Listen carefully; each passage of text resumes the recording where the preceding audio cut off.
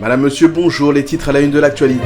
Autorisation d'extradition vers les USA de l'ex-sénateur John Joel Joseph. La justice jamaïcaine a autorisé l'extradition de John Joel Joseph vers les États-Unis, un des suspects clés dans l'assassinat de l'ancien président Jovenel Moïse. Monsieur Joseph sera le troisième suspect inculpé à Miami dans le cadre de ce dossier après que Rodolphe Jarre et le Colombien Mario Antonio Palacios soient eux aussi arrêtés. Les Américains avaient formulé cette demande d'extradition auprès du gouvernement jamaïcain à la fin du mois de mars. Le suspect avait consenti à être extradé vers les États-Unis mais se trouvait dans l'attente d'un verdict concernant un jugement pour motif de violation des règles d'immigration. L'ancien sénateur a été arrêté dans une maison dans la province de Sainte-Élisabeth au début de janvier avec sa femme et leurs 2 fils.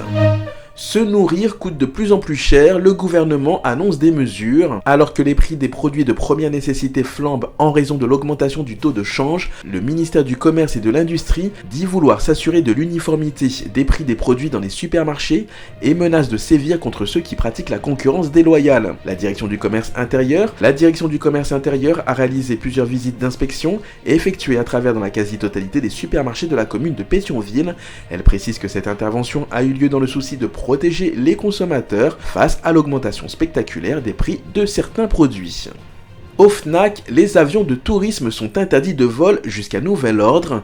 Suite à l'accident d'un avion privé survenu la semaine dernière causant la mort de 6 personnes sur la route de Carrefour, la Direction Générale de l'Aviation Civile annonce que les avions privés sont interdits de vol jusqu'à nouvel ordre. Cette mesure entre dans le cadre de la surveillance continue des exploitants privés et se justifie de par le déroulement de l'enquête relative à l'accident. L'avion de marque Cessna 207 qui s'envolait pour Jacmel s'est écrasé 13 minutes après le décollage après avoir quitté Port-au-Prince.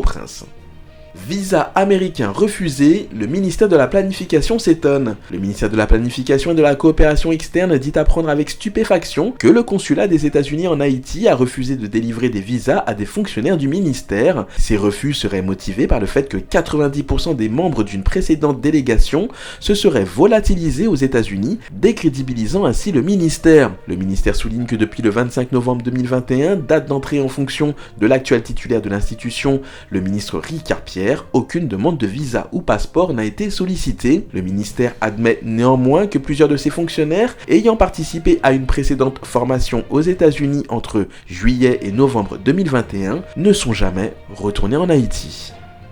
Bilan des activités de la PNH, 2 individus stoppés à la Croix-des-Bouquets, 2 armes saisies et 2 arrestations. La police nationale a communiqué le bilan de ces opérations qui ont conduit à l'arrestation de 2 présumés membres de gang. 2 individus ont été également blessés mortellement, dont un chef de gang. Des armes et des munitions ont été saisies dans la commune de la Croix-des-Bouquets où Makenno François, le 3e chef d'un gang du quartier Nan-Rémy, est décédé lors d'une opération policière. Ariel Henry salue la réélection du président Emmanuel Macron. Le Premier ministre a salué la réélection du président français Emmanuel Macron, qui a été crédité d'un score de 58,20% à l'élection présidentielle française, devenant ainsi le 3e président de la 5e République à renouveler son mandat après François Mitterrand et Jacques Chirac. Je tiens à féliciter au nom du peuple haïtien et en mon nom propre, le président Emmanuel Macron pour sa réélection dimanche. Je forme le vœu de voir se renforcer les liens d'amitié vieux de plusieurs décennies entre nos 2 pays, a écrit le Premier ministre Ariel Henry. À présent, jetons un coup d'œil à l'actualité internationale. Le président Emmanuel Macron a été réélu dimanche à la présidence de la République française avec 58,54% des voix face à Marine Le Pen qui a récolté 41,46%. Jamais le second tour n'avait aussi peu attiré les électrices et les électeurs. Les différents instituts de sondage estiment l'abstention à 28%, un niveau jamais atteint depuis 1969. Pékin risque un potentiel nouveau confinement. Face à une nouvelle flambée épidémique, les habitants de la capitale chinoise craignent d'être confinés comme c'est le cas à Shanghai depuis début avril. Dépistage en pleine rue pour identifier les cas positifs, ruée dans les supermarchés pour constituer des stocks d'aliments. Pékin vit depuis lundi sous la menace d'un confinement après une rare flambée de Covid-19 dans la capitale chinoise. Les habitants redoutent un scénario à la Shanghai où la quasi-totalité des 25 millions d'habitants sont confinés depuis début avril. Au Brésil, on se dirige vers la renaissance du carnaval de Rio. Le carnaval de Rio a livré un spectacle féerique pour sa première nuit. La magie du défilé devant faire oublier 2 années de tragédie due au Covid-19 qui a saigné le pays. Rattraper le temps perdu, rattraper la joie perdue, tel était le désir de ces quelques 20 000 danseurs et percussionnistes des 6 écoles de samba qui ont défilé avec ferveur au Sambodrome et des 75 000 spectateurs qui se sont époumonés dans les gradins à leur passage.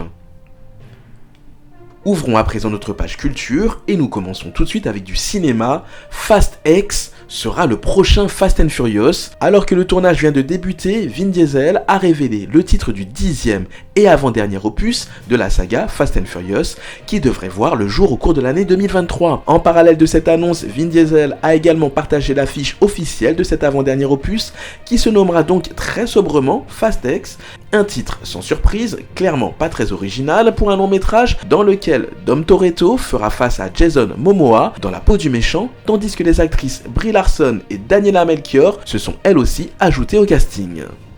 Sextape de Kim Kardashian, Roblox s'excuse. La plateforme de gaming Roblox tente par tous les moyens d'éteindre la tempête médiatique dont elle fait l'objet en licenciant un développeur qui avait inclus une pub annonçant une nouvelle sextape de la star.